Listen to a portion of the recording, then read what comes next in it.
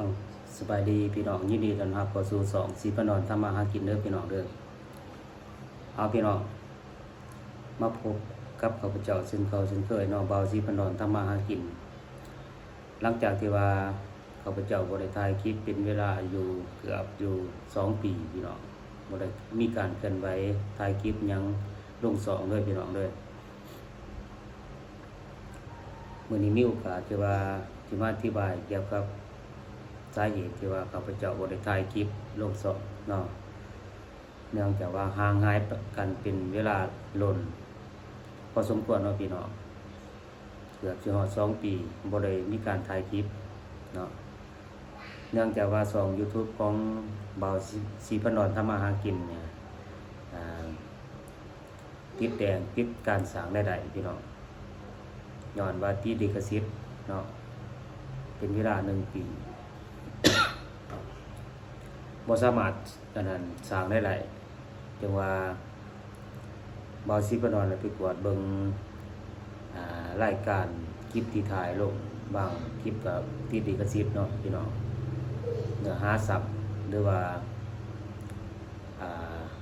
เนื้อหากลับมาใส่ใหม่จึงว่าข้าพเจ้าจึงได้ลบคลิปหลายคลิปออกเนาะจะเป็นในโลกออกแล้วก็บ่ค่อยได้ถ่ายคลิปลงพี่น้องตอนนี้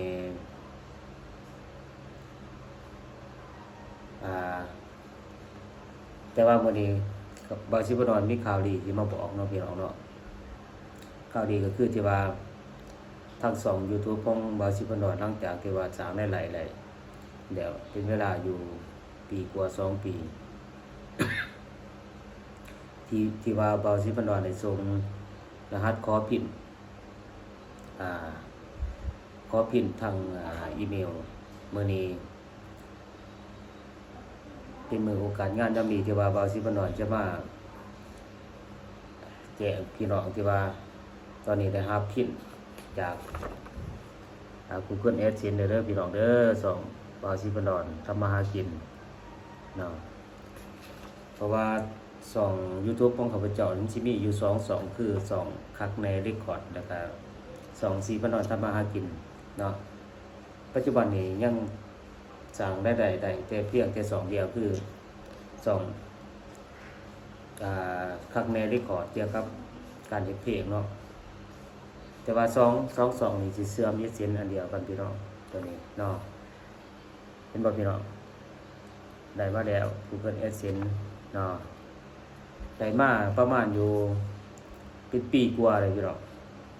แต่ว่าบ่ทันได้ถ่ายคลิปให้พี่น้องเบิ่งเนาะเดี๋ยว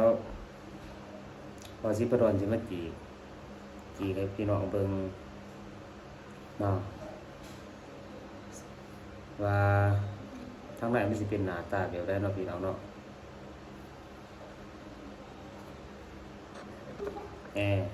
พี่น้องตัดภาพมาตอนนี้บ่าวศรีพนอนได้ลองจีเบิ่งเนาะทางไหนมันสิเป็นลักษณะแบบนี้เด้อพี่น้องเด้อมันสิมีรหัส6 ตัวเลขเนาะเพื่อเฮาเอาไปกรอกใส่ Google AdSense เนาะให้เสร็จสมบูรณ์ถือว่าตอนนี้บ่าวศรีพนอน2บ่าวศรีพนอนเสร็จสมบูรณ์เด้อมีแต่ว่าสิพยายามถ่ายคลิปลงแล้วก็สิซับเดี๋ยวก็สิเปิดสร้างได้หลายเปิดสร้างได้หลายใหม่เนาะพี่น้องเนาะสิพยายามถ่ายคลิปลงฝากพี่ฝากน้องที่ตามไปเด้อพี่น้องเด้อคือว่าได้มาแล้วเนาะ Google AdSense เนาะแต่ว่าเป็นมือที่รอคอยบ่าวศรีพนอนถามมาแต่โดนแล้วพี่น้องเอ้ยเนาะนี่แหละผู้ที่ว่าเฮ็ด2 YouTube ถ้าอะไรตัวนี้ถือว่าเป็นมือที่ดีที่สุดเนาะหรือว่าเป็นมือที่รอดคอยมาล้นนานเนาะเอาจะได้ก็ตามเด้อพี่น้องเด้อต่อไปนี่บ่าวศรีพนอนสิพยายามถ่ายคลิปลงหลายๆเนาะพี่น้องเนาะแล้วก็สร้างเนื้อหาคอนเทนต์มาให้พี่ให้น้องได้เบิ่งฝากติดตามฝากรับชมรับเชียร์แล้วก็เป็นกำลังใจให้บ่าวศรีพนอนเด้อพี่น้องเด้อเนาะโอกาสหน้าพอกันเด้อคลิปใหม่พี่น้องเอาส สบายดี